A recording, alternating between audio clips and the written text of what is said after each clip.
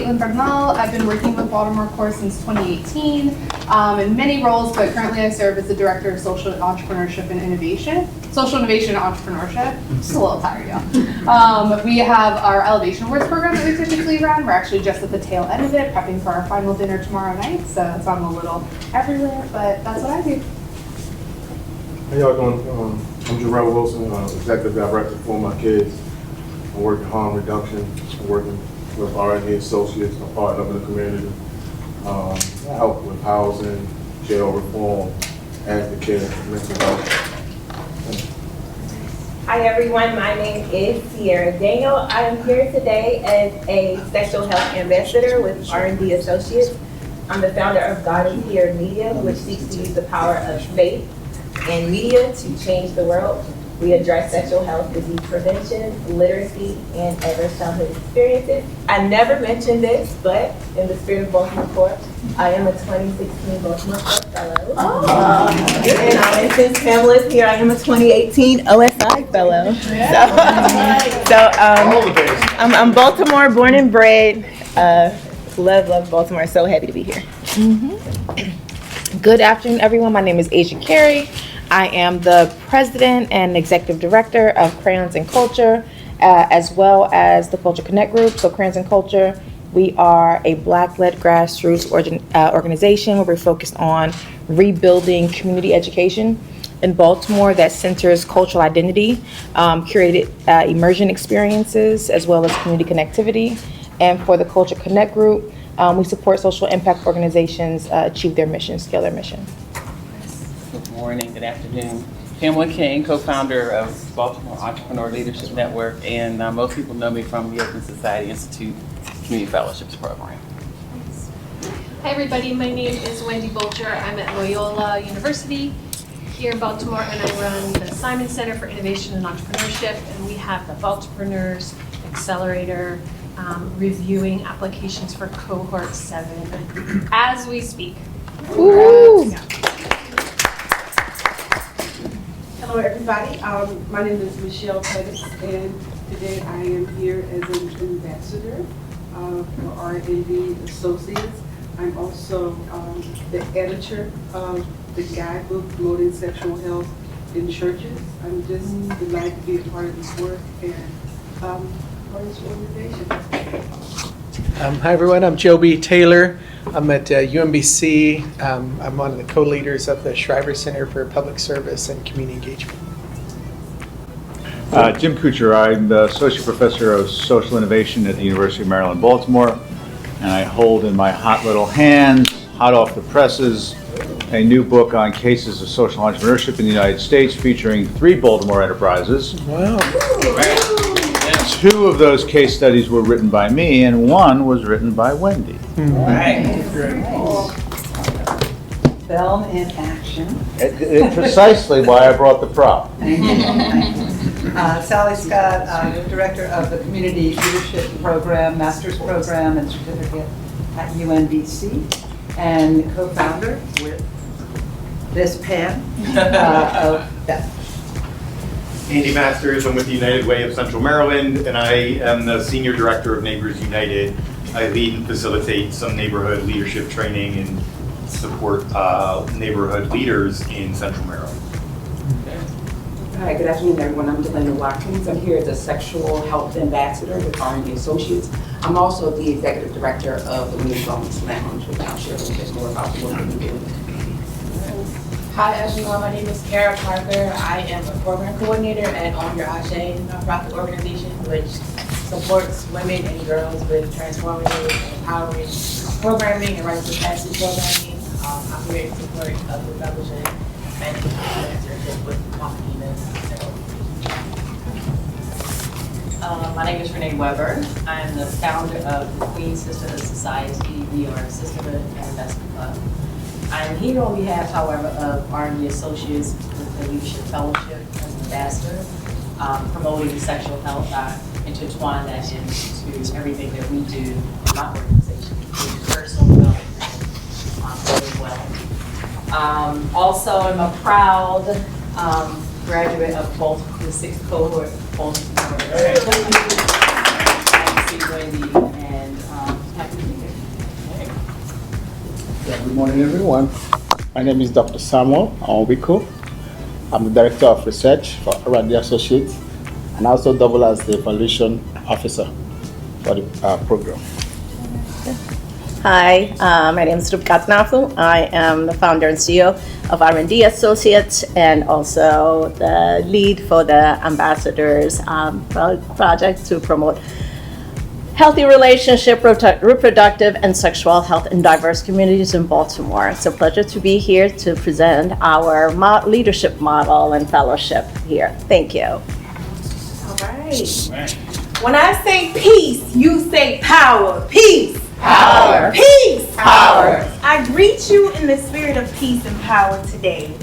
I stand before you as a humble servant of my community, an advocate and champion for healthier life outcomes for people who look like you and me.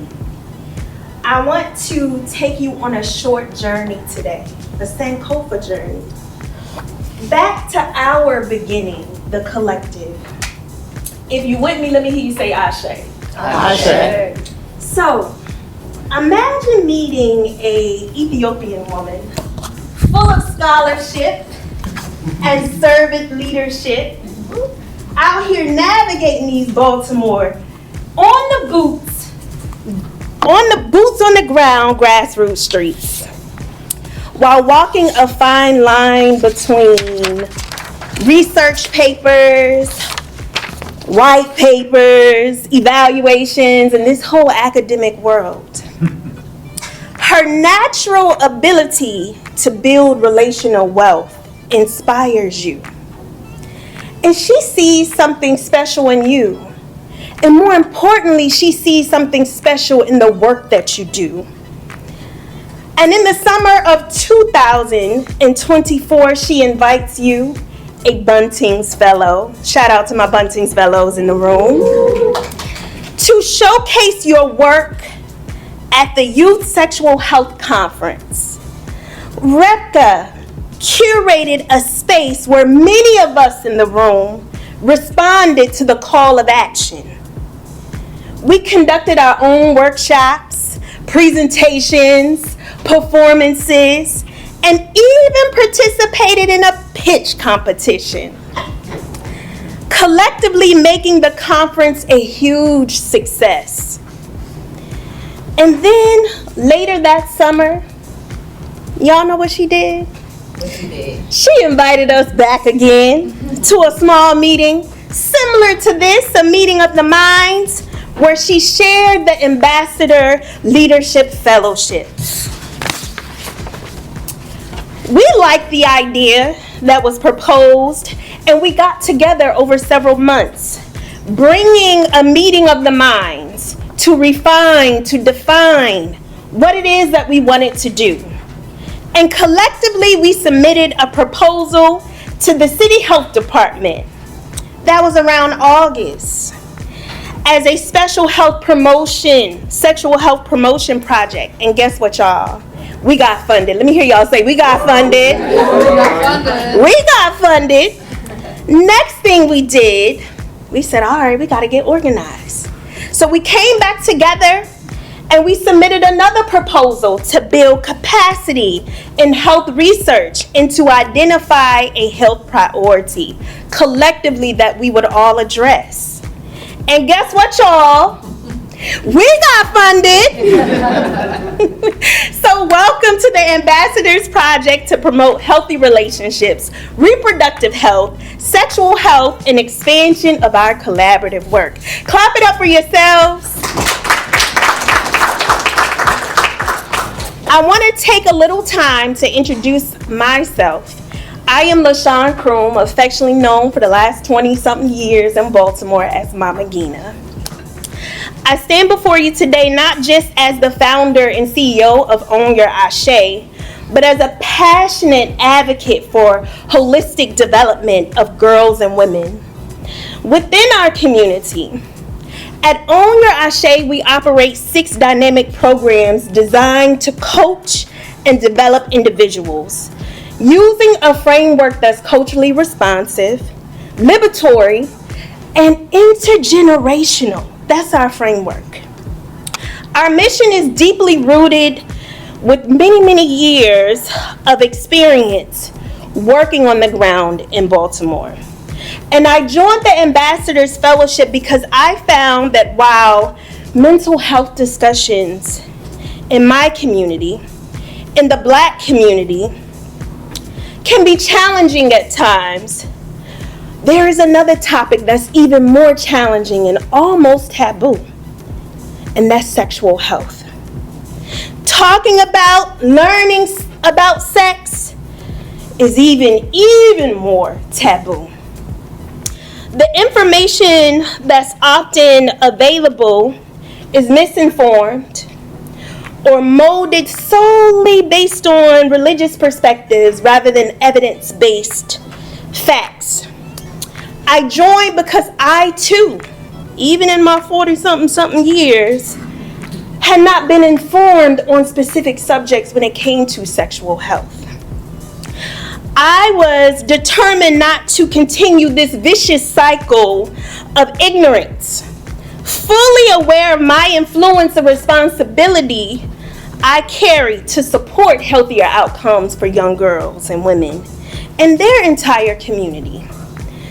So, I'll tell you that this journey of becoming an ambassador was no easy feat. As a health navigator, I was humbled to realize how much I didn't know. How much I didn't know about PrEP and PEP, the LGBTQ plus community. I had to study. I had to go to workshops. I had to inform myself. And I had to ask hard and uncomfortable questions. I had to lean into the collective, who folks I call my brothers and my sisters now because we are family. And leaning into the ambassadors to fill in those gaps for me. The challenges were real. Imagine this. It's a Kwanzaa celebration. 150 community members in the space. Young, seasoned. And we're passing out literature on PrEP and PEP. A tall, Black man goes around to the tables, sees the literature, and begins to rip it up. Declare, nah, we ain't with that gay stuff here. Or consider a high school parent in an orientation, and about 70% of them, the parents, were uncomfortable with us teaching sex, discussing sex. Even though we had already did a pre-survey and realized that about 90% of the classes had already been engaged in sexual practices for 1 or more years. You see, I'm digging deep into our community reality. I'll tell you another story. The Women's Rites of Passage, we do a couples retreat. You have couples that have been married for 17 years, 10 years, 5 years, 3 years, coming together, talking about intimacy. And when we do a survey, we realize that husbands and wives are uncomfortable talking about consent, talking about using a condom, talking about getting tested for HIV, and many of them wanted to but didn't know how to have that conversation with their mate. These were challenges brought to my footstep, and having to struggle with this idea of how do we inform them that this is not that gay stuff. This is something that you need to be informed about. This is something that we need to have conversations with our young people about. That in a marriage, consent does exist. And how do you start those conversations? These moments highlighted a profound need for the work we do as ambassadors. This very sacred work, fueled by the fellowship experiences, has been life-changing for my community and for me personally.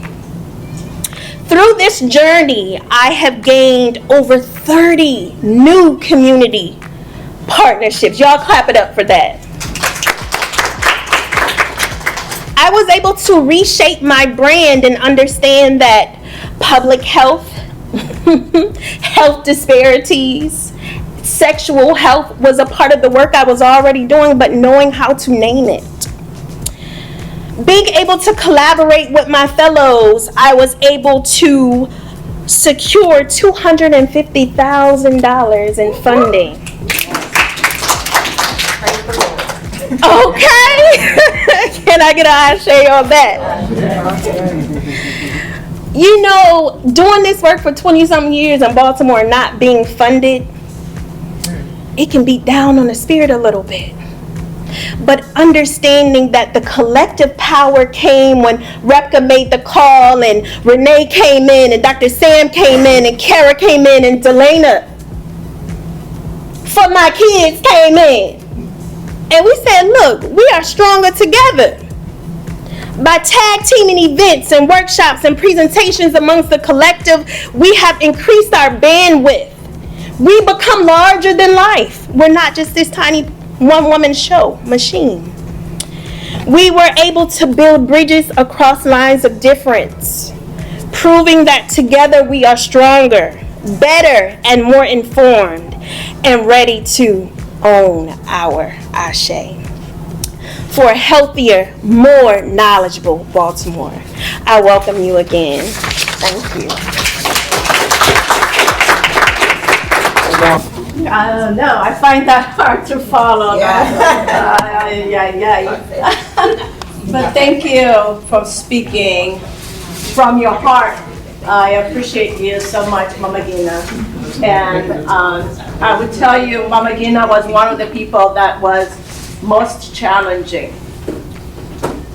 Most challenging. She was willing to come and listen about ambassadors. But she asked very difficult questions.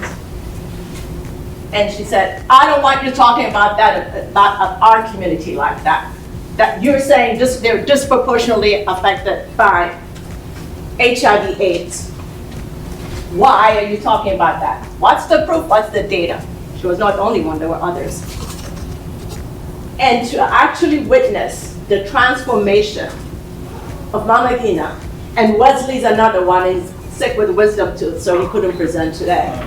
That asks very, very critical questions. So as leaders, I think if we can convince leaders and not just go with those that are willing to go along with us, that want to challenge us and ask difficult questions and do the pushing, that's when you gain phenomenal stride in your work. Because Mama Gina is well respected in her community, and it's because she's well respected, she wants to make sure that how we approach the community, how we present the messages are very critical. And it's what that my leadership model is really thinking. It's not me that has the knowledge. It's not me that has the connection. R&D and ambassadors is stronger if I identify leaders in diverse population to be part of this movement to address a troubling issue that in Baltimore City, where we range oftentimes from number 1 to number 4 in HIV cases and STIs, and yet we don't talk about it. And so I urge you to really think about those that are really challenging you, the naysayers, to really work with them to make change happen. Because their reach of 30 communities is phenomenal. I cannot do it. You cannot do it. But collectively, we can. And that's what the Ambassadors Project is all about. So I'm going to share a few things. So we said ambassadors, and initially, and thank you, Delina, and that's why having a diverse group really makes sense. And Delina is a nurse practitioner and also this phenomenal wellness, women's wellness lounge. If you've never been there, please take a look at it. It's just a beautiful suite of all women are welcome, and she does sessions there. And so she said, you know, Rupka, we should really add reproductive health. to our work because it's more appealing. It's more ways that we can enter. So we're constantly thinking about refining our message, okay? So what we call ourselves and how we present our message is really important in order for people to receive the message. But it's also more opportunity to address our population when we have a large number of women dying in childbirth and babies dying. So overrepresented, okay? And then, of course, we continue to address the sexual health piece. But we can't do sexual health or reproductive without really thinking about healthy relationships. Because we have serious problem with relationship, and domestic violence is really taking a huge toll in our communities and our population. So the work that we've been doing around ambassadors led to the work that we're doing and the funding that we've done from the School of Medicine on Health Promotion Research Leadership and Practice Fellowship Collaborative. So we're on a roll and continuing to build our work. So when I say that we're in diverse communities, let me share with you what communities are we talking about. And I was really thinking about that I want very, very diverse communities that are to represent our work. Okay? So we have businesses, we have rites of passage programs, we have youth development programs, we have reentry programs, we have incarcerated people, so Jarrell and others go actually to prisons. We have substance users, we have mental health folks that are seeking their service. We have people in the Justice Department working on issues of justice. We have churches, we have universities, Morgan State and Hopkins. We have barbers and beauticians. We have a network of 25 barbers and beauticians, more than a shop. We have health centers and wellness centers. So that's the diversity, and I may have messed up. So that is the diversity of people that are connected through this work. So I'm going to go really quickly because we've given you the brochure. The most important thing is I really want you to get a sense from each of the most of the members. They're not all here because some of them are traveling. But the members to really tell you what the work that they are doing and how they are doing it, more than me sharing that information. So I'm going to go quickly for my R&D nonprofit. Our mission is really building on community leaders.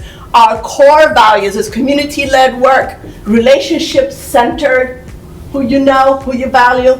And if you don't know them, build that relationship before you do deeper. I knew them, I knew their work because they were with BNLP. They came to our conference and that's how this whole thing started. And evidence-based, it's culturally grounded. I hope you got some sense of the culture groundedness that Mama Gina said.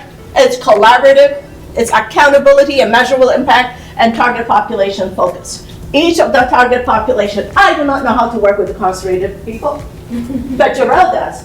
That's right. So if I build his capacity around sexual health, I trust him to craft a message that really can, in a way that the incarcerated people can hear. That is the work that we're doing, target population focus.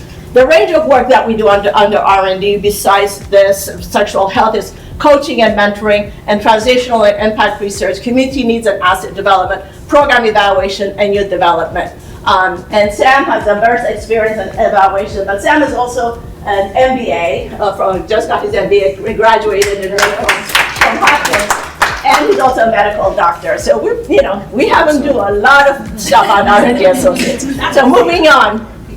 So our ambassadors' goal, our aim, the work that we do is promote healthy relationship, increase awareness of HIV, STI, reduce stigma and barriers to care, and connect individuals to screening, treatment, and prevention. One of the reasons why City Health Department found us to be really, they were interested in us and building on our work is because of the diversity of people that are represented. So they feel like, oh, and they approach us now, it's like, oh, STI, I don't know if you know, syphilis is now at the rate of 1970s. At the rate of, so guess what? They came back to us. I know you're doing HIV, and you're doing powerful work. Now, can you incorporate STI in that? Okay, at Hopkins, I'm leading a research study on HPV. Again, because of all this connection. And so I got money from the state to do HPV awareness and vaccine uptake at Morgan State University. So you just keep building the work because people hear the value of the ambassadors. So with the health promotion, the collaborative project that we have at Hopkins, we sat down and came up with core values. These are the core values our lead ambassador, Wesley, who couldn't be here, developed. And we sat together, went carefully to the core values, went carefully at MOU, we discussed it, made slight changes, and every single person signed it. And that is a commitment that we make and we take very, very seriously. It is not only about individual accountability, but collective accountability. It's about peer leadership, growing together, all of us meeting every month to be trained and then to train each other and address problems and grow. Okay, so what's the state of STI? Why do we talk about this? Why is this work really important? I just told you the syphilis rate is the rate of the 1970s. It has grown by 80% since 2018. Congenital syphilis, 183%. My goodness. We're having sex, and we're not talking about how we're putting people at risk. And if syphilis goes untreated, because some people do not know that they have it, guess what? Paralysis, dementia, blindness, so many risks. Increase in cases of gonorrhea, 11%. There's been a slight decrease in terms of chlamydia. So moving on. There are 20 million STI cases per year. 20 million every year. It's actually last year is 22 million. And 50% of that is what age group? What age group? 15 to 24. Yet they account only 23% of the population, but account for 50% of STI. So we need to get the message to the young people. To the young people. Okay?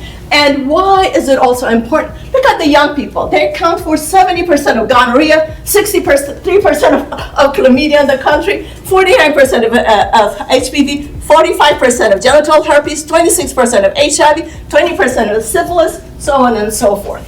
Okay, so it is really important that we address sexual health of our young people. And I'm not going to go into detail on any of this additional stuff, but there are a serious number of people that cannot bear children as a result of sexually transmitted disease. It's in here somewhere, but I cannot see it right now. Okay, moving on. Healthy relationship, we need to focus on that. To look at 10 million people are affected yearly, okay? So 20 million of STI, 10 million domestic violence, and then 16 million women, 11 million men first victimized before the age of 18. But it doesn't end there. That's why we have the whole spectrum. So I showed you the diversity, but that diversity is not only in terms of the target population where they are at the kind of category area, but it's also the age range. So we go from young people all the way to seniors. And when we did the Youth Sexual Health Conference, there were 2 young ladies that were age 12 that came to get STI tests because we had patient STI. We had to turn them away. We have to say no. It's very troubling to say no, but because legally we cannot test young people under the age of 13 without parental consent. So we said no. But I honor the fact that they took a step forward to be tested. But in the back of my mind, what's happening to this 11-year-old and 12-year-old? Is it consensual sex or it's family abuse? Oftentimes it's family abuse. Domestic violence, it went up during the COVID, and what is going down, and up again, go ahead. So when we think about domestic violence, look at the incarcerated women. 70 to 80% of incarcerated women are survivors of intimate partner violence. So moving forward. Okay. So we serve diverse population. I've already indicated that. And these are the various groups that are represented. And we will continue on where we start with Malagina. And now call on our next ambassador to share information with you. Ready?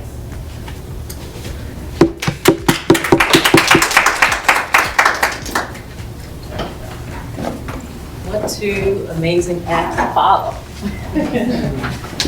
Hello again, my name is Renee Weber. I am a native of Baltimore. I am the founder and CEO of the Queen Sisterhood Society, as I said before, a sisterhood and investment club. Why did I start a sisterhood and investment club? Being a native of Baltimore, a lot of the work that we do, I have been impacted by it. I have the highest level of trauma, have had sexual abuse against me. I lived in poverty. However, I really, really, really wanted, I was in survival mode for a large portion of my 20s. I was a teen mom, and I just was ready to stop struggling. I said, I wish I could invest in some bigger, higher yield investments and get a community around me for support when I needed it, because I always felt like I didn't have it. So in 2018, I started the Queen Sisterhood Society. We pull our money together. We've invested our investment portfolio. I'm very proud to say it's close to $300,000 because I was on welfare. I got $258 a month, and now I manage a six-figure investment company. Right. So when Repka asked me to be an ambassador for sexual health, I said, sure, I'll do anything for Repka. I dissolved my catering business, but I cook for her. I will do whatever. So I remember the first event that I had where I intertwined sexual health, a new addict. Someone walked out. I said, oh, I don't need this.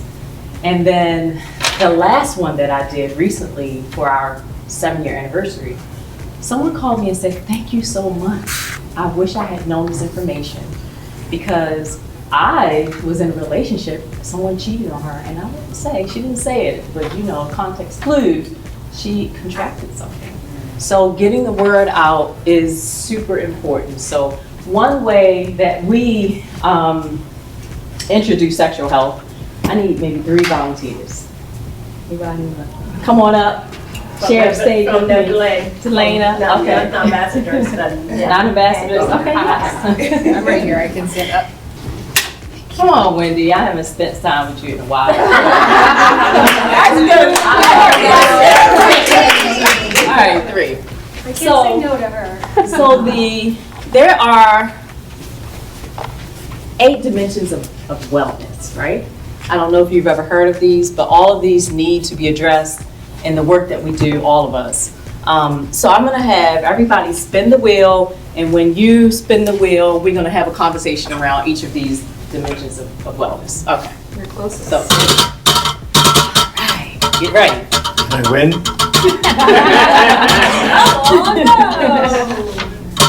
This wheel really spins.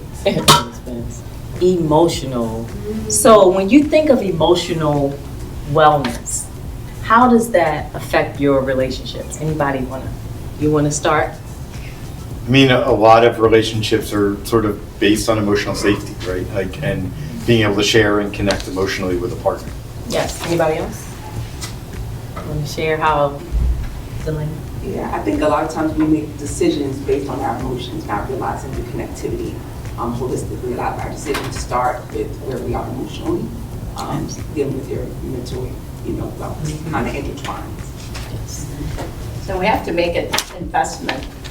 Okay, so we're talking to investment people that said, Renee, why are we talking about this? These are business leaders.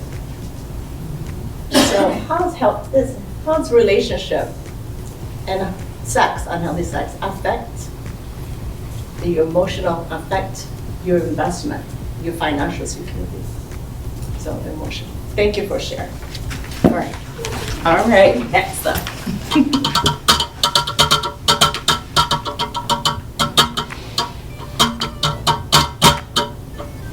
Oh no. Okay, we're good. Physical. Physical, yes. There you go. So how does that affect your relationships? Being able to show up as my best self and really invest in myself, I feel like in a physical way, what I can then bring to the table to others is much more impactful. Because I feel like I've done the work to get myself to a place where I'm comfortable with myself, and so hopefully other people receive that level of physical investment. Ready? I'm gonna spin it hard. It's the lucky spin.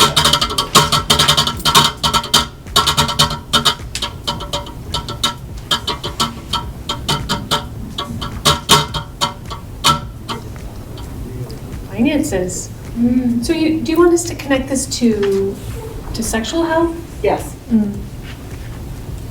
How about being in a relationship or an Or a unhealthy relationship. relationship, unhealthy sexual practices affect your finances?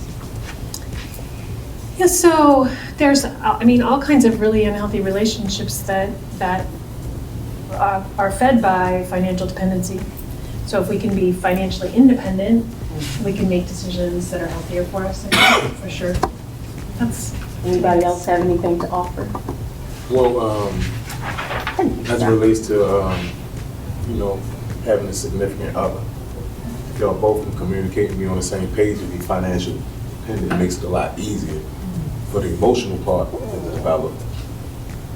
That will continue on and grow. I want to share one thing. Yes. One time I did a workshop with the women, and I said, you're on a first date. Are you going to give your PIN number to your debit card to the guy that you just met? And everybody was like, no! The chat was like jumping. And then I said, who's had a one night stand? Raw, no condom. The chat got quiet. Why? So when we talk about intimacy, financial intimacy, sexual intimacy, where do we put the boundaries? So that was something that I used to kind of really get into what intimacy looks like. What do we protect?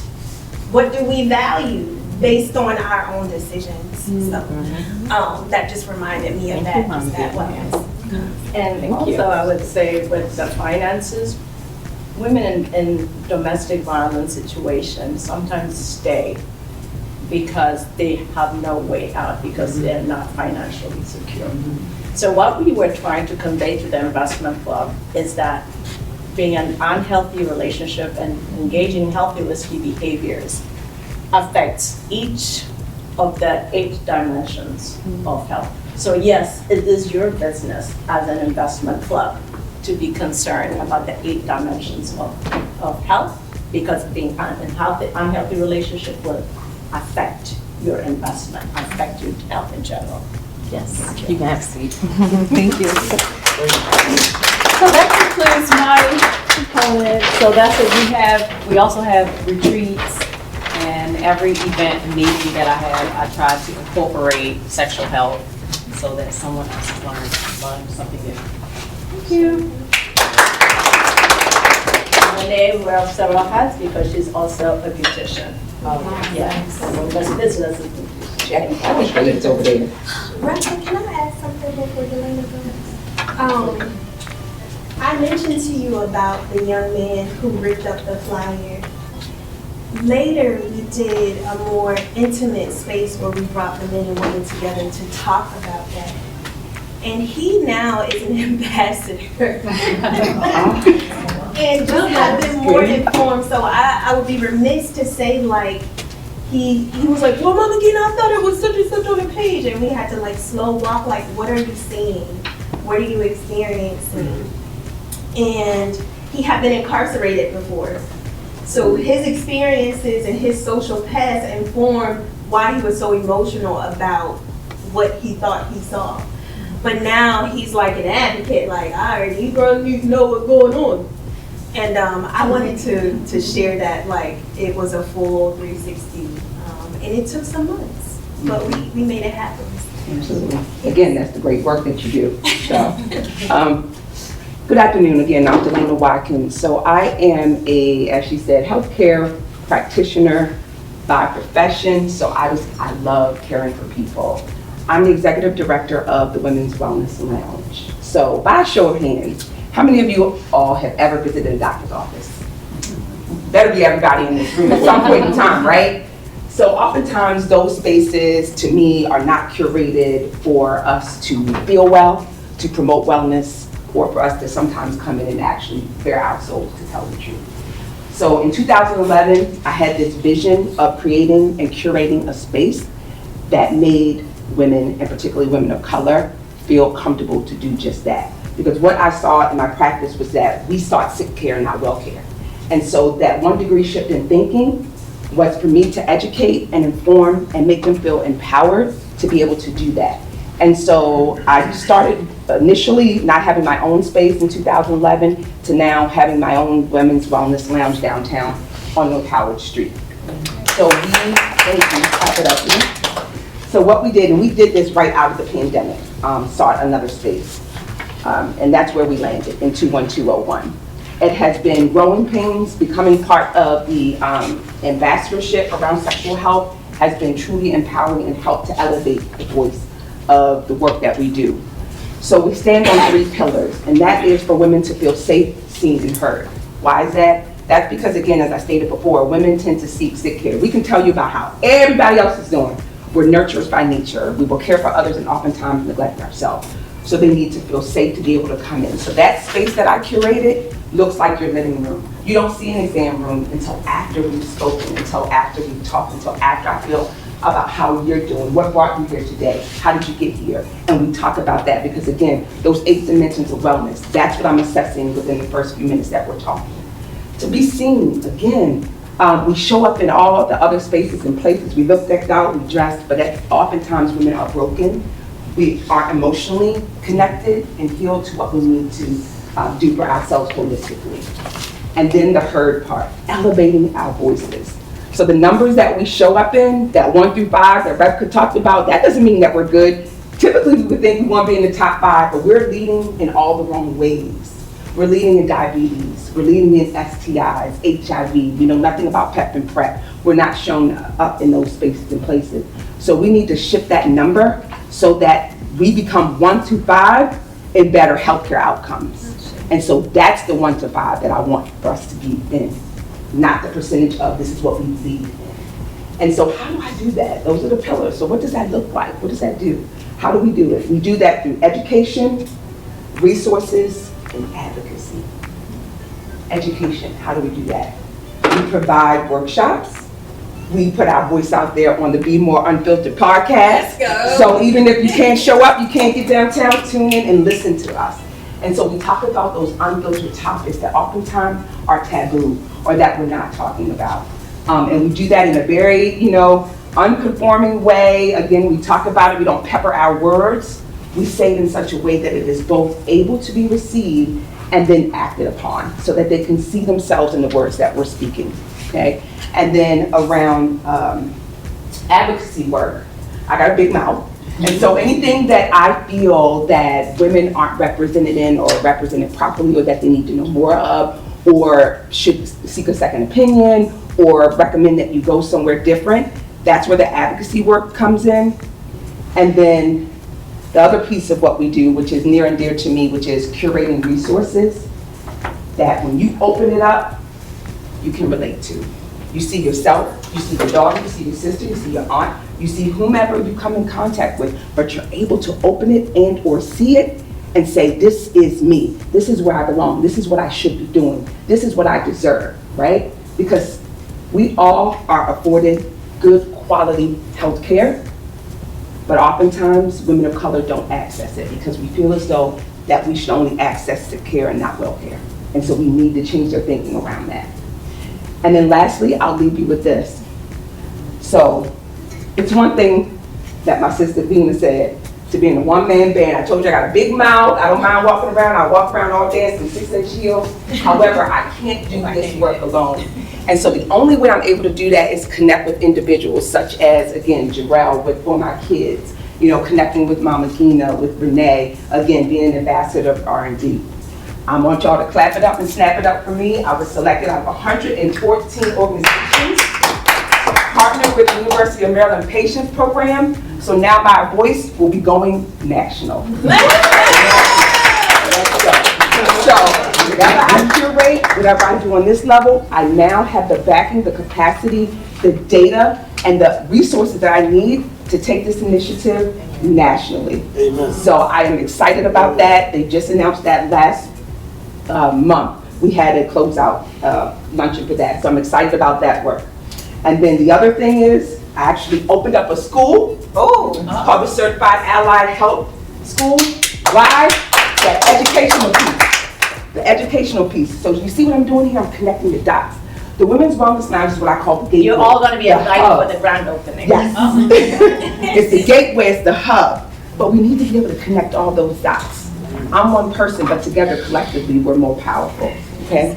So I'll leave you with that. And of course, being an ambassador with Repka actually listens. Again, just adding that one simple word about reproductive health, because when I have conversations with women, I don't automatically step in. When you talk about sexual health, there's just something about that. And remember, we're talking about a generation where, talking about sex was just something that you kind of just didn't do. So when you say the word sex, it just automatically comes to the actual act of sex, rather than let's talk about your reproductive health. That's the umbrella, right? I can talk to you broadly about the umbrella, and then we can dig into the minutiae. So it's changing that.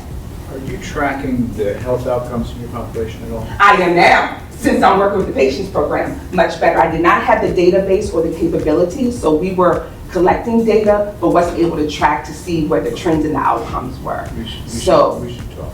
Okay. See, look at that, my big old mouth. Yes. Perfect. Because also, I forgot to tell you about this. I'm with Bowie State Public Health interns, so they're Bowie State University Public Health interns. They've given me 2 per semester for the next 2 years to help with building a good database and a ways to house encrypted, because that's the key for a lot of what I'm doing. Is it's one thing to collect data and another thing to have encrypted data so that I can share it across various platforms, and that was the loophole or the weakness in a lot of my plans. So.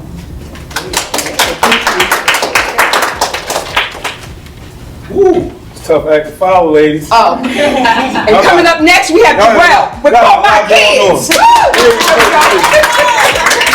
Oh man, it's an honor and a privilege to be here. Serving as an ambassador has been truly a gift. It's been a privilege. I don't take it for granted. I'm Jarrell Wilson. My organization is called For My Kids. We service Greater Baltimore area with various different programming.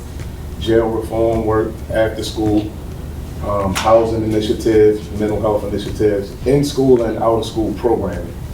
We have a staff of about 14 now. Wow. When I tell you, y'all, it's just it took off. And a good thing. People are accountable, people are doing what they got to do. More importantly, how we incorporated the sexual health piece of having our people understand it, because we have so many different brackets of programming. Our jail JCI reform program, them guys need to understand how to use certain things, meaning emotional intelligence, meaning accountability, time management. So we put things in place, because when they're in jail, they feel like, hey, listen, nothing matters. I don't care. I'm not coming home. So we give them the understanding, we give them the knowledge, we do the research, we pull up the data. Because they're in jail, that don't mean they can't teach their nephews, their sons, their nieces, their aunts. This is what this look like, so I don't be a part of that same, the dynamics that got them there. So we kind of give them the information, and then when the ones that come home, we use them as tools to teach what that looks like. Workshops, study halls, understanding groups. We got different groups weekly with our young men ages 7 to 14 and 14 to 21, specifically on sexual health, how to use certain protection, when to use it, when not to get in trouble, meaning doing things in schools, outside, in cars. Because our kids, they think it's cool to try to get something right then and there. So in our defense, with street credibility, we've been doing it, so they kind of listen to us, but more importantly, They listen to us because we give them a safe haven. We give them a, how can I say, ability to speak, to share your thoughts. Because sometimes your mother can't really, I'm not talking to mom, I'm not talking to dad. They come and tell us everything. We give them some food, and more importantly, we listen. We listen. We're not cutting them off. Let them speak. Get it out, man. Just get it out. You know, so that really, really helps with our mentorship program. Then we follow up with surveys, scenarios. I bring people in who actually have had HIV. I bring people in who have had these STIs and struggle with them. I take them in these environments where they can actually see what that looks like. You know, we take trips to clinics. You know, they need to see what that looks like. You know, and then more importantly for our housing program, this year alone we serviced and got over 187 people that was homeless, housed in Baltimore City. A lot of them are very transit and moving. They doing a lot of things, and you know, a lot of them are young females, kids having kids. So what I started doing was, y'all need these housing, you need this services. I'm gonna mandate y'all doing these parenting groups. You ain't signing up getting all this work that I'm gonna give you if you can't follow through with the compliance with the programming. So I kind of tricked them, right? They come in, they got to check up on their housing. While they checking on their housing record, they going through the cores, the values, all the information. Hey, have you been doing this? Have you been doing it? They checking off, then they having a conversation with the caseworker on et cetera. Because once again, 15 to 24 is really having these kids. So I got like 70 people on my caseload in the ages of 16 to 23. At least 50 of them have children. So now I'm trying to teach them what that looks like to make sure their children don't have children. How do you govern yourself? You govern yourself by making sure you are prepared and not misrepresent. Yeah. You just, because sometimes they rushing into sex, they rushing into things and they have them. So I just got people teaching them what that looks like. So with our surveys and our data, we add that up, then we come back to the table. Hey, look, I want y'all to see it. So now we have videos. Sarah Wallace, some of y'all know Sarah. She does a phenomenal job. That's all she do is teaches the workshops on sexual health, what it looks like, what it's not supposed to be, bringing the people in, getting the data together. Then she gives the data back to the parents. This is what your kids are experiencing. How many of y'all gonna come into our groups and sit with us and go over it with them because they're not having these conversations? Communications, conversations, and then we make sure we hold the parents accountable. That's a lot, y'all. I'm just being straight up. You know, I can keep going on what we do and how we do it, but it's so in deep because every situation is different. We have a general, like, hey, look, we're gonna operate this way, but sometimes we gotta tweak it and stuff. Sometimes we just gotta take the kid and actually take him in the area with that's and show him that's what that looks like. And sometimes we give a female just a workshop, some information. She can be sharp enough to present it to other people. Every situation is different. We have different ways and modules that we kind of like facilitate that because a lot of people don't get it the regular way. So we gotta be creative, you know. Being creative is teaming up with everybody, also taking what you have to, you know, give me a little piece of that, give me a little piece of that, and then we put it together. That's right. You know, so that's my spell, and that's what we do. Thank you.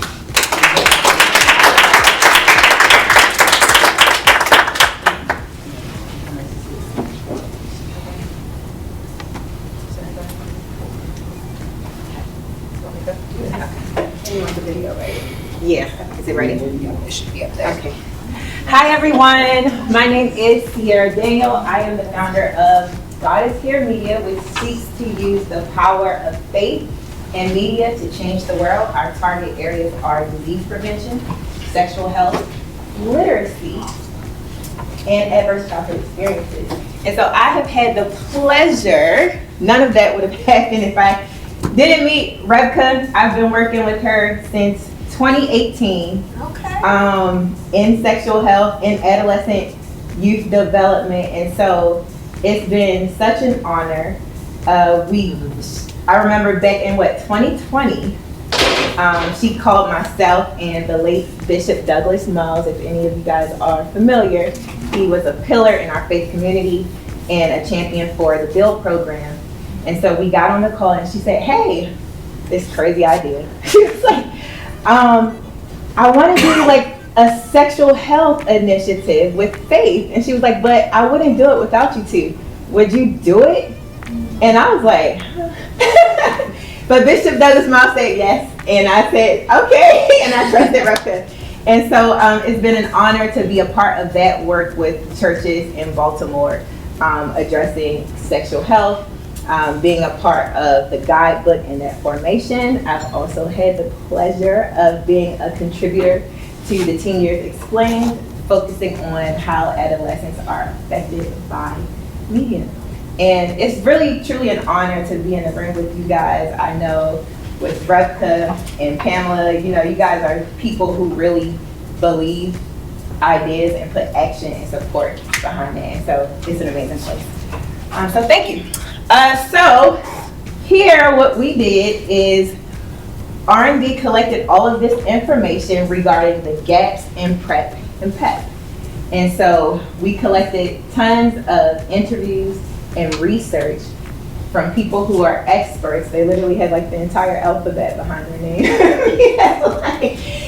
That focused on where were the gaps, what were the misconceptions regarding PrEP and PEP. And if you're anything like me, you would think, okay, PrEP and PEP is for the LGBTQIA community.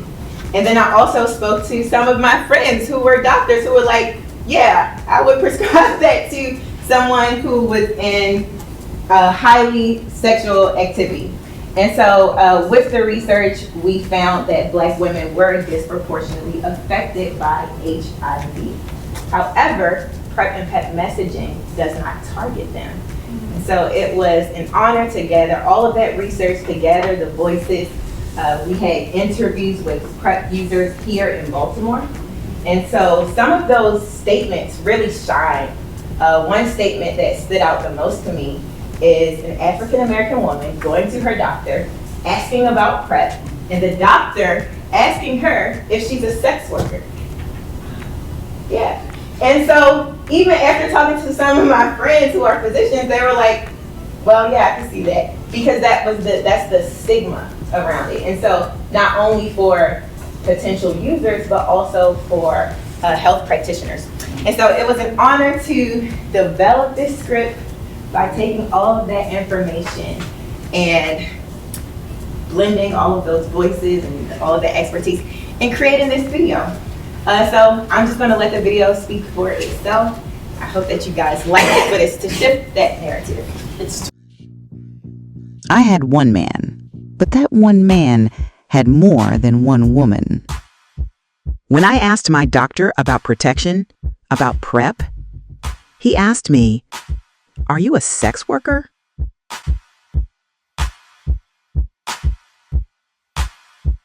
PrEP and PEP aren't just for them. They're for us. For the faithful woman. For the single mother. For the girl with dreams too big for stigma. For the brother in the barber's chair. The young man finding his truth, the teenager still learning the rules. For everyone, gay, straight, young, or seasoned, everyone deserves to be informed, feel safe, and free from HIV/AIDS.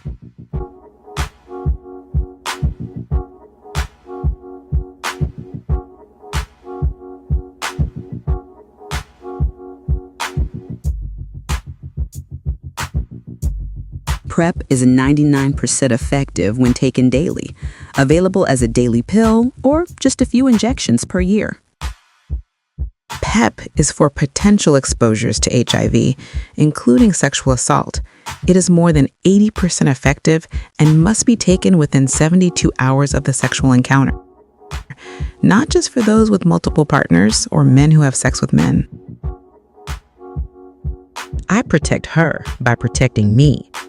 I protect me by knowing the truth and maintaining healthy relationships. PrEP and PEP are my peace. PrEP and PEP does not protect against other STDs, so remember to use condoms always when having sex.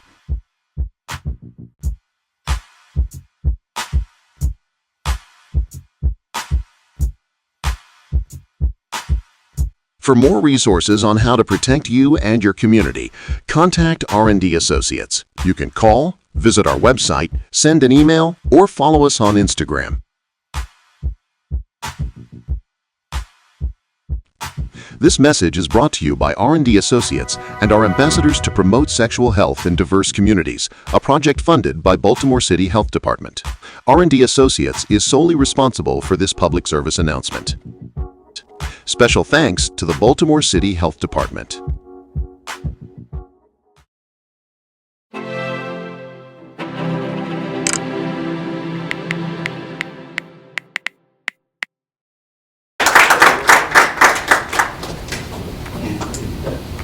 All right, so that's our model. I think you could tell what our model is for our leadership development. It's recruiting locally trained ambassadors and deploy ambassadors to support and grow. Support and grow, an example of how we support and grow is really what we saw at the PSA.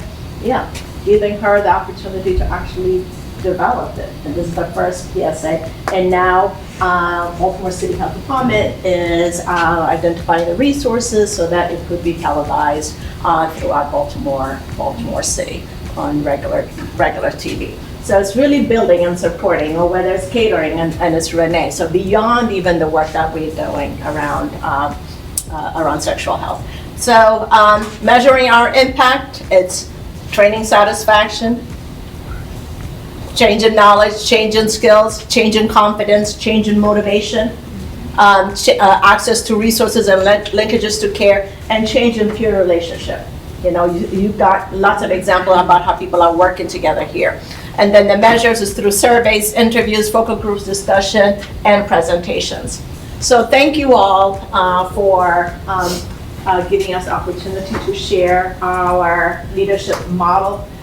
There are things, we will take questions, and I'm gonna sit down and really let the ambassadors take the questions and do the responses. But from my perspective, you know, I have a couple of asks, and my ask is, one, if you have media contact, please let me know so that we can work with your contacts to set up the PSAs, and we will be paying. As I said, City Health Department pay, but I'm so focused always on relationships, so we want to connect with the right media person. And then, you know, if you have students that graduate students that would assist around the ambassadors individually with their program around evaluation, around counseling, and case management.